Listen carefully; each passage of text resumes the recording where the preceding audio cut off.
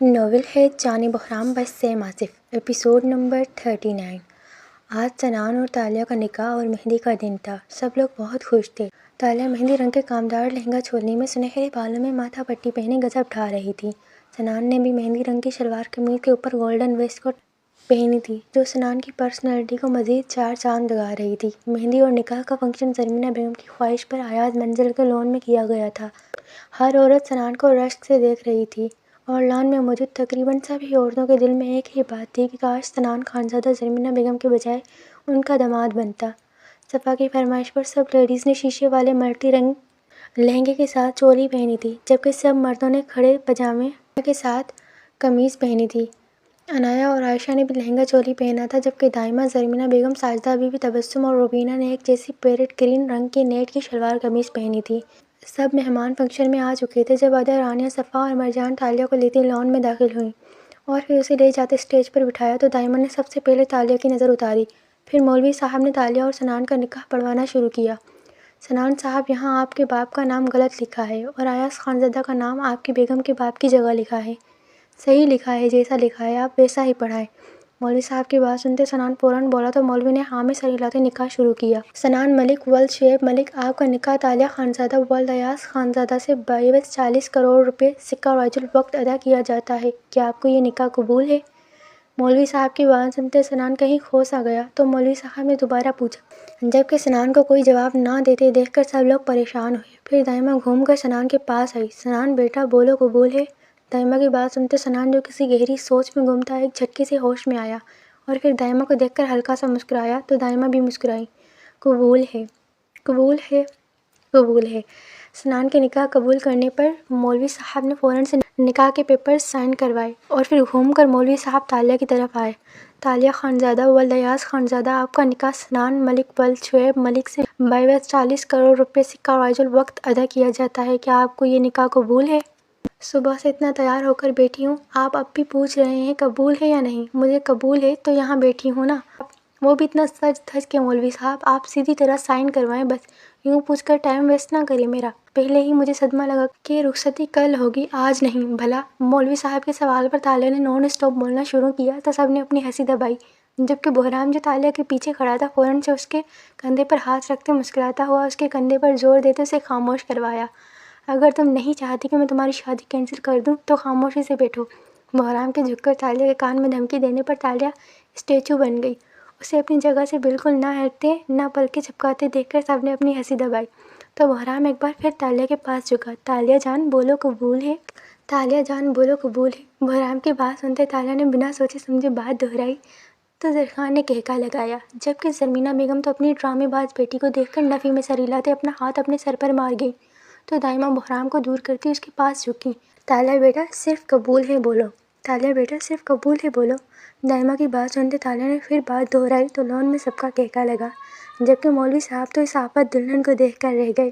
اوہو دائمہ ایسے نہیں، میں بتاتی ہوں کیسے، ہٹیں آپ۔ مرجان دائمہ کو بولتی تالیہ کے پاس جھکی۔ 3 بار قبول ہے بولو بس، 3 بار قبول ہے بولو بس۔ مرجان کی بات سنتے تالیہ نے پھر وہی کیا تو بحرام کو اب کی بار غصہ آیا۔ کوئی شادی نہیں ہونی، رہنے دو۔ نہیں نہیں، ایسے کیسے؟ تالیہ بھوتنی تنگ مت کرو، تمہارا بھائی پاگل سانڈ ہے، ابھی کے ابھی شادی روک دے گا۔ قبول ہے، قبول ہے، قبول ہے بولو۔ بحرام کی بات سنتے تالیہ کا منہ بنا تو ادا آگے بڑھتی بولی، جس پر بحرام نے اسے گھورا، جبکہ تالیہ فوراً مولوی صاحب کی طرف مڑی۔ قبول ہے، قبول ہے، قبول ہے۔ تالیہ کے یکدم بولنے پر سنان نے اپنی ہنسی دبائی تو مولوی صاحب نے اسے گھور کر دیکھا۔ تالیہ خانزادہ ولد ایاز خانزادہ، آپ کا نکاح سنان ملک ولد شعیب ملک سے بعوض 40 کروڑ روپے سکہ رائج الوقت ادا کیا جاتا ہے۔ کیا آپ کو یہ نکاح قبول ہے؟ بولا تو قبول ہے، قبول ہے، قبول ہے۔ مولوی صاحب کے بولنے پر تالیہ فوراً بولی تو مولوی صاحب نے تالیہ سے سائن کرواتے دعا کی اور پھر نکاح کی مبارکباد دیتے چلے گئے۔ جبکہ نکاح ہوتا دیکھ کر تالیہ نے شکر کا کلمہ پڑھا، تبھی سنان گھوم کر تالیہ کی سائڈ پر آیا اور زرمینہ بیگم کے گلے لگا۔ مبارک ہو سنان۔ آپ کو بھی مبارک ہو موم، مجھے بھی مبارک ہو۔ زرمینہ بیگم کی بات سنتے سنان مسکراتے بولا تو تالیہ اپنی دونوں بازو کھولتی سنان کے گلے لگانے کے لیے آگے بڑھتی بولی، جب بیچ میں ہی بحرام آ گیا۔ بحرام کی گھوری دیکھتے تالیہ نے ایسے ظاہر کیا جیسے وہ اسے نہیں دیکھ رہی، مگر پھر اس کا رخ اچانک سنان سے زرمینہ بیگم کی طرف ہوا تو زرمینہ بیگم نے ہنسی دباتے اسے گلے سے لگاتے پیار کیا۔ امی، آپ کا بیٹا بہت گندا ہے، مجھے میرے شوہر کو مبارک بھی نہیں دینے دے رہا۔ کوئی بات نہیں لیا، تم کل رات کو مبارک دے دینا۔ تالیہ کی بات سنتے مرجان فوراً بولی تو تالیہ نے منہ بنایا۔ پھر تالیہ اور سنان کو ایک ساتھ بٹھایا اور مہندی کی رسم شروع کی۔ ساجدہ بی بی اور مروہ نے سب سے پہلے رسم کی، پھر زمینہ بیگم اور دائمہ نے، اس کے بعد باقی سب نے بھی رسم ادا کی، اور پھر کھانا کھاتے سب مہمانوں نے اپنے اپنے گھر کی راہ لی، جبکہ گھر والے سب ابھی بھی آیاز منزل میں ہی موجود تھے۔ سب لوگ لان میں شادی کے کپڑوں میں ہی بیٹھے باتوں میں مصروف ہوئے تو سنان کو ایک کال آئی، جس پر سنان فون کان سے لگاتا اندر لاؤنج کی طرف بڑھا۔ میں کپڑے بدل کر آتی ہوں، لہنگا بہت ہیوی ہے۔ تالیہ کے منہ بنا کر بولنے پر سب نے ہاں میں سر ہلایا تو تالیہ فوراً سے اٹھ کر لاؤنج میں گئی، جہاں سنان کھڑا فون پر بات کر رہا تھا۔ سنان کو کھڑا دیکھ کر تالیہ خوش ہوتی سنان کے پیچھے آ کر کھڑی ہوئی، پھر اس نے نظریں گھما کر ادھر ادھر دیکھا۔ لاؤنج میں خود کو اور سنان کو اکیلا پا کر تالیہ خوش ہو گئی۔ پھر اس نے گلا کھنکارتے سنان کو خود کی طرف متوجہ کیا۔ سنان جو فون پر بات کر چکا تھا، اپنے پیچھے سے آواز سنتے فوراً پلٹا۔ اپنے سامنے تالیہ کو دیکھتے سنان نے مسکراتے آئی برو جھکائی۔ ہمارا نکاح ہو گیا ہے، اب میں آپ کی بیوی ہوں، آپ مجھے مبارکباد بھی نہیں دیں گے کیا؟ میں دیتا ہوں تمہیں مبارکباد۔ تالیہ کی بات سنتے لاؤنج میں سب کے ساتھ داخل ہوتا بحرام فوراً بولا تو تالیہ کو اپنی شامت آتی محسوس ہوئی۔ بس پھر کیا تھا، چمبک کا دوسرا نام تالیہ تھا۔ اس سے پہلے کہ بحرام مزید کچھ بولتا، تالیہ بھاگ کر بحرام کے گلے میں اپنے ہاتھوں کا ہار ڈال گئی، جبکہ تالیہ کا چمبک فیچر اسٹارٹ ہوتے دیکھ کر زرخان نے کہکا لگایا، اگر تم سمجھ رہی ہو کہ میں تمہیں معاف کر دوں گا تو یہ تمہاری سب سے بڑی بھول ہے مس چمبکیا بھوتنی، سزا تو تمہیں ملے گی، جاؤ پہلے کپڑے بدل کر آؤ۔ بحرام کی بات سنتے تالیہ نے معصوم سا منہ بناتے بحرام کو دیکھا، جس پر بحرام نے مسکراتے نفی میں سر ہلایا تو تالیہ منہ بناتی مرجان کے ساتھ کپڑے بدلنے چلی گئی۔ سردارنی، یہ کیا بات ہوئی؟ بھائی مجھے سنان سے مبارک کیوں نہیں لینے دے رہے؟ میں ان کی بیوی ہوں اب۔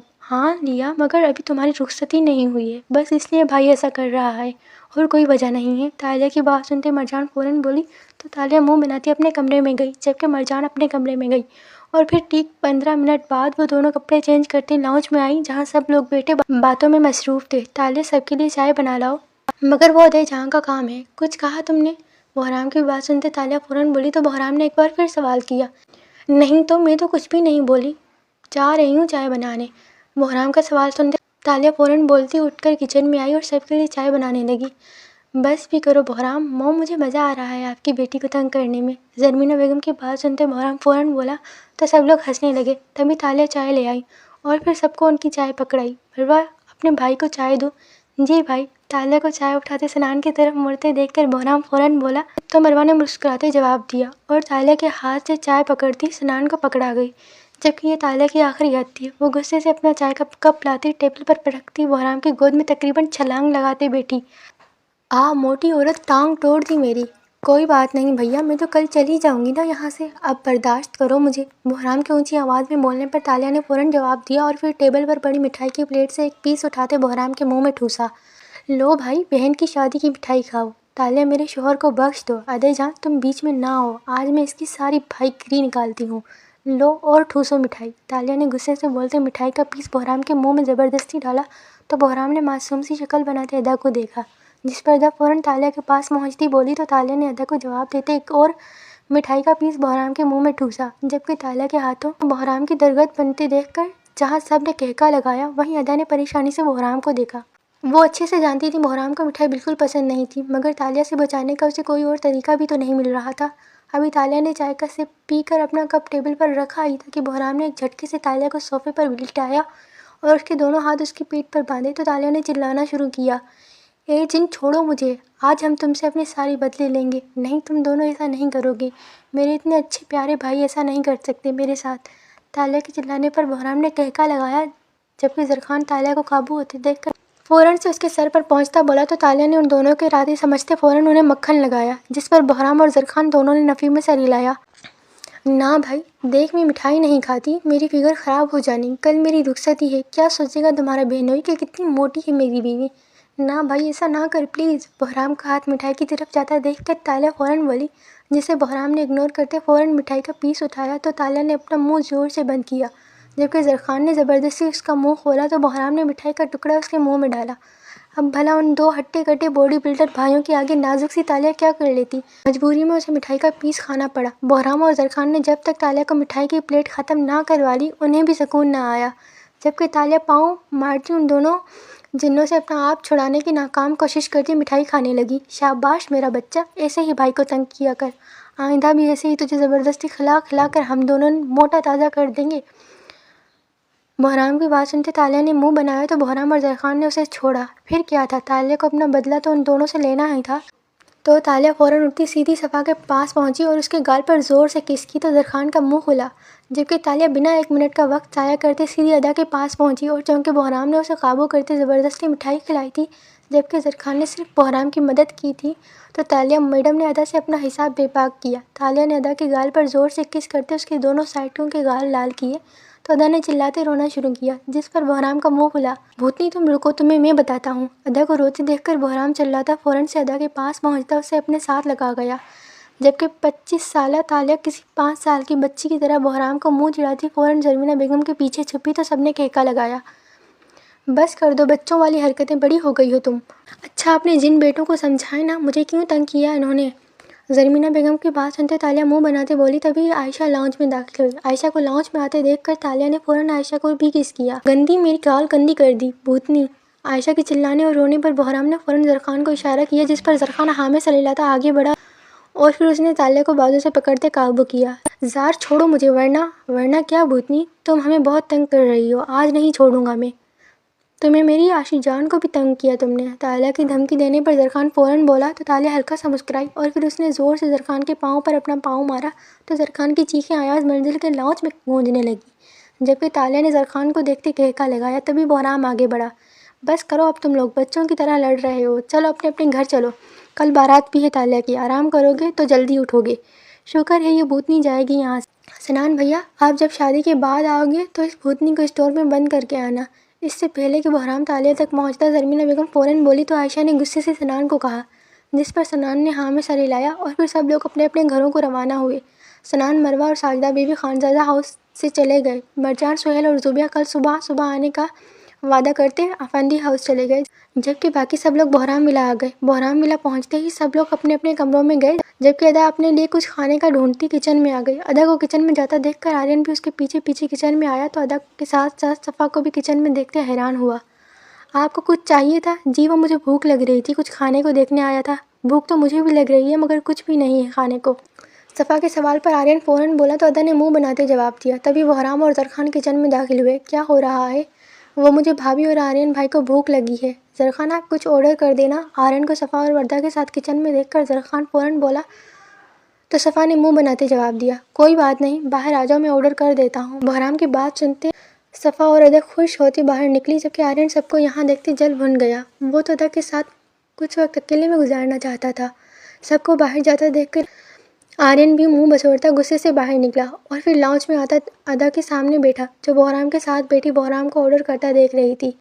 سو برو، تم لوگ یہاں کب تک ہو؟